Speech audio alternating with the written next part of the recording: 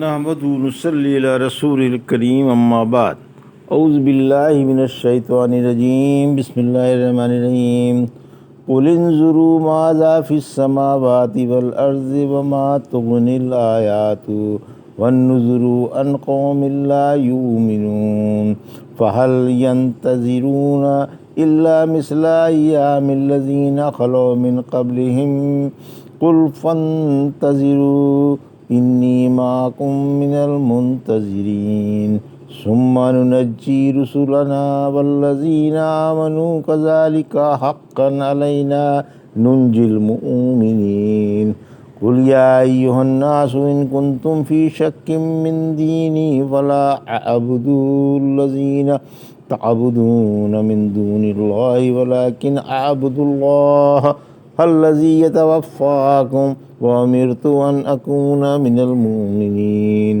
وَأَنْ أَقِمْ وَجْهَكَ لِلدِّينِ حَنِيفًا وَلَا تَكُونَنَّ مِنَ الْمُشْرِكِينَ وَلَا تَدْعُوا مِن دُونِ اللَّهِ مَا لَا يَنفَعُكَ وَلَا يَضُرُّكَ وَإِنْ فَعَلْتَ فَإِنَّكَ إِذًا مِنَ الظَّالِمِينَ وَإِنْ يَمْسَسْكَ اللَّهُ بِضُرٍّ فَلَا كَاشِفَ لَهُ إِلَّا هُوَ وَإِن يُرِدْكَ بِخَيْرٍ فَلَا رَادَّ لِفَضْلِهِ يُصِيبُ بِهِ مَن يَشَاءُ مِنْ عِبَادِهِ وَهُوَ الْغَفُورُ الرَّحِيمُ قُلْ يَا أَيُّهَا النَّاسُ قَدْ جَاءَكُمُ الْحَقُّ مِنْ رَبِّكُمْ فَمَنِ اهْتَدَىٰ فَإِنَّمَا يَهْتَدِي لِنَفْسِهِ وَمَنْ ضَلَّ فَإِنَّمَا يَضِلُّ عَلَيْهَا وَمَا أَنَا عَلَيْكُمْ بِوَكِيلٍ واتبع ما یوحی الیک واصبر حتی یحکم اللہ وہو خیر الحاکمین۔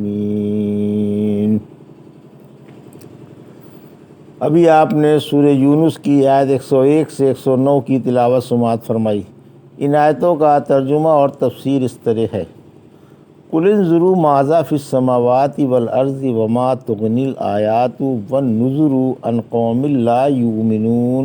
آیت 101: فہل ینتظرون الا مثل ایام الذین خلوا من قبلہم قل فانتظروا انی معکم من المنتظرین۔ آیت 102: ثم ننجی رسلنا والذین آمنوا کذالک حقا علینا ننجی المؤمنین۔ آیت 103۔ ترجمہ: آپ فرما دیں ذرا غور تو کرو کہ آسمان و زمین میں کیا کچھ ہے، اور بے ایمانوں کو نشانیاں اور ڈراوے فائدہ نہیں دیتے۔ انہیں ان لوگوں کے برے دنوں جیسے دنوں کا انتظار ہے جو ان سے پہلے گزر چکے ہیں۔ آپ فرما دیں کہ تم بھی انتظار کرو اور تمہارے ساتھ میں بھی انتظار کر رہا ہوں، پھر ہم اپنے رسولوں کو اور ایمان والوں کو بچا لیں گے۔ اسی طرح ایمان والوں کا بچانا ہمارے ذمے ہے۔ یہ تھا ترجمہ سورہ یونس کی آیت 101 سے 103 کا۔ اب تفسیر۔ آیت 101: انسان کو چاہیے کہ وہ اللہ کی نعمتوں میں اور اس کی آسمان و زمین میں بکھری ہوئی زبردست نشانیوں میں، جن سے ارباب عقل حیران و دنگ ہیں، غور و فکر کرے کہ یہ چمکتے تارے، یہ ٹھہرے ہوئے اور گھومنے والے سیارے، یہ چاند، سورج اور یہ رات دن کا آنا جانا اور ایک کا دوسرے میں داخل ہو جانا، کبھی دن کا بڑا ہو جانا اور رات کا چھوٹا ہو جانا، اور کبھی رات کا بڑا ہو جانا اور دن کا چھوٹا ہو جانا، کبھی دونوں کا برابر ہو جانا، یہ بلند، وسیع اور حسین و خوبصورت آسمان، پھر اس سے اللہ کا بارش کرنا، جس کے پانی سے مردہ زمین کو زندہ کرنا اور اس سے طرح طرح کے پھل، پھول، اناج و سبزیاں پیدا کرنا، قسم قسم کی بوٹیاں اگانا، روئے زمین پر طرح طرح کے جاندار پیدا کرنا جن کی شکلیں، رنگ اور فوائد جداگانہ ہیں، یہ سرب فلک پہاڑ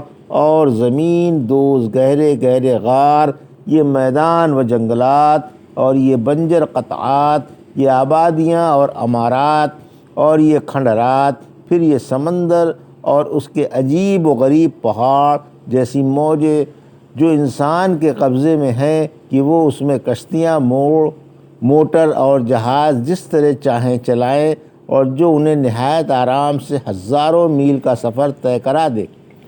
یہ لامحدود فضا جس پر آج انسان کی حکومت ہے اور مہینوں کے سفر گھنٹوں میں طے کر لیے جاتے ہیں، یہ سب اللہ کی قدرت کی زبردست نشانیاں ہیں، اور سب کو اللہ نے انسان کا خادم بنا دیا ہے، لہٰذا اللہ ہی سزاوار عبادت و ربوبیت ہے، کوئی اور نہیں۔ اور پھر فرمایا کہ بے ایمانوں کو نہ آسمانی نشانیاں کام دے سکتی ہیں اور نہ ارضی نشانیاں، اور نہ وہ رسولوں کے معجزوں ہی سے فائدہ اٹھا سکتے ہیں۔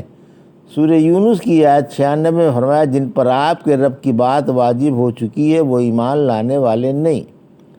آیت 102، اے پیارے نبی صلی اللہ علیہ وسلم، یہ جو آپ کو جھٹلا رہے ہیں یہ اسی عذاب کے انتظار میں ہیں جیسا ان سے پہلے جھٹلانے والی قوموں پر آیا تھا۔ آپ ان سے کہہ دیں اچھا تم بھی عذاب کے انتظار میں رہو اور تمہارے ساتھ میں بھی انتظار میں ہوں۔ آیت 103، جب عذاب آ جاتا ہے تو ہم رسولوں کو اور ان کے ساتھ ایمان والوں کو اس سے بچا لیتے ہیں اور جھٹلانے والوں کو ہلاک کر دیتے ہیں۔ ہوتا یہی ہے کہ ہمارے نزدیک ایمان والوں کو بچا لینا ضروری ہے۔ قُلْ يَا أَيُّهَا النَّاسُ إِن كُنتُمْ فِي شَكٍّ مِّن دِينِي فَلَا أَعْبُدُ الَّذِينَ تَعْبُدُونَ مِن دُونِ اللَّهِ وَلَٰكِنْ أَعْبُدُ اللَّهَ الَّذِي يَتَوَفَّاكُمْ وَأُمِرْتُ أَنْ أَكُونَ مِنَ الْمُؤْمِنِينَ۔ آیت 104، وَأَنْ أَقِمْ وَجْهَكَ لِلدِّينِ حَنِيفًا وَلَا تَكُونَنَّ مِنَ الْمُشْرِكِينَ۔ آیت 105، وَلَا تَدْعُ مِن دُونِ اللَّهِ مَا لَا يَنفَعُكَ وَلَا يَضُرُّكَ فَإِن فَعَلْتَ فَإِنَّكَ إِذًا مِّنَ الظَّالِمِينَ۔ آیت 106، وَإِن يَمْسَسْكَ اللَّهُ بِضُرٍّ فَلَا كَاشِفَ لَهُ إِلَّا هُوَ إِن يُرِدْكَ بِخَيْرٍ فَلَا رَادَّ لِفَضْلِهِ يُصِيبُ بِهِ مَن يَشَاءُ مِنْ عِبَادِهِ وَهُوَ الْغَفُورُ الرَّحِيمُ۔ آیت 107۔ ترجمہ، آپ فرما دیں کہ لوگوں اگر تم کو میرے دین میں شک ہے تو میں ان کی پرستش نہیں کروں گا جنہیں تم اللہ کو چھوڑ کر پوج رہے ہو۔ ہاں، میں اس اللہ کی عبادت کرتا رہوں گا جو تم کو مار دیتا ہے۔ مجھے حکم ہے کہ میں مومن بن کر رہوں، اور اس بات کا بھی کہ آپ اپنا رخ مخلصانہ دین کی طرف سیدھا رکھیں اور مشرکوں میں سے نہ ہوں، اور اللہ کو چھوڑ کر ایسوں کی عبادت نہ کریں جو آپ کو نفع یا نقصان نہ پہنچا سکیں۔ اگر آپ ایسا کریں گے تب تو آپ یقیناً ظالم بن جائیں گے، اور اگر اللہ آپ کو کوئی دکھ پہنچائے تو اسے دور کرنے والا بھی وہی ہے، اور اگر وہ تمہارے ساتھ بھلائی کا ارادہ فرمائے تو اس کا فضل کوئی ٹال نہیں سکتا۔ وہ اپنے بندوں میں سے جسے چاہے اپنا فضل عطا فرما دے، وہ تو بڑا ہی خطا پوش و مہربان ہے۔ یہ تھا ترجمہ آیت 104 سے 107 کا۔ تفسیر۔ آیت 104، توحید میں شک کرنے کی گنجائش ہی نہیں ہے، یعنی اے نبی صلی اللہ علیہ وسلم آپ لوگوں سے فرما دیں کہ اگر تمہیں اس توحید والے دین کی صحت میں جسے میں لے کر آیا ہوں کچھ شک ہے تو اس میں شک کی گنجائش تو بالکل ہی نہیں، اس لیے ناممکن ہے کہ میں بھی تمہاری طرح مشرک بن کر مخلوق کی عبادت کرنے لگوں۔ میرا معبود تو صرف وہی اللہ ہے جو اکیلا ہے، جس کا کوئی شریک نہیں، اور جو تمہاری زندگی اور موت پر قادر ہے، پھر تمہیں اسی کے پاس لوٹ کر جانا ہے۔ اور اگر تمہارے یہ معبود سچے ہیں اور میں ان کی عبادت کرتا نہیں تو تم ان سے دعائیں مانگو کہ یہ میرا جو کچھ بگاڑ سکیں بگاڑ لیں۔ نادانوں، یہ تو اپنے ذاتی نفع نقصان پر بھی قادر نہیں ہے۔ جس کے ہاتھ میں نفع نقصان ہے وہ اللہ ہی کی ذات ہے جو اکیلا ہے اور جس کا کوئی شریک نہیں۔ مجھے حکم ہے کہ میں مومنوں ہی میں شامل رہوں۔ آیت 105، مجھے یہ بھی حکم ہے کہ میں یکسو ہو کر خالص اللہ ہی کی عبادت کروں اور شرک سے بچتا رہوں۔ آیت 106، اس آیت میں یہ بتایا گیا ہے کہ بھلائی برائی اور نفع و نقصان سب کچھ اللہ کے اختیار میں ہے، وہ یکتا ہے اور اس کا کوئی شریک نہیں، لہٰذا وہی عبادت کا حقدار ہے۔ آیت 107، پھر فرمایا اللہ بڑا ہی خطا پوش ہے، انسان جس گناہ سے بھی توبہ کر لے اللہ اپنی رحمت سے اسے معاف فرما دیتا ہے، اگرچہ شرک ہی کیوں نہ ہو، وہ تو اپنے بندوں پر بڑا ہی مہربان ہے۔ قل یا ایھا الناس قد جاءکم الحق من ربکم فمن اہتدی فانما یہتدی لنفسہ ومن ضل فانما یضل علیہا وما انا علیکم بوکیل، آیت 108۔ واتبع ما یوحی الیک واصبر حتی یحکم اللہ وہو خیر الحاکمین، آیت 109۔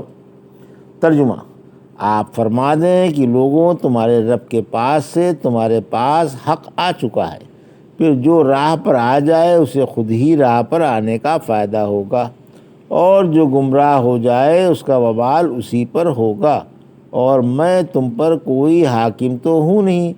آپ اس وحی کی پیروی کیے جائیں جو آپ پر اتری ہے، اور صبر کرتے رہیں جب تک کہ اللہ خود ہی فیصلہ نہ فرما دے، وہی بہترین فیصلہ فرمانے والا ہے۔